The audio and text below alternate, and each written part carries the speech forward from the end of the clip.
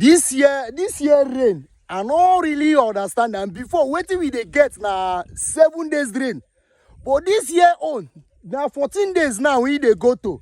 So this one na my farm. This one na waiting we plant here na different species of yam because here na the one when we they eat. The other farm when we they see na the one when we they for commercial for business. But this one a different kind of yam. If you see this one, you see and now we have adaka here. We have what is it called? What is this one? What is it called? We have adaka here, and this one we have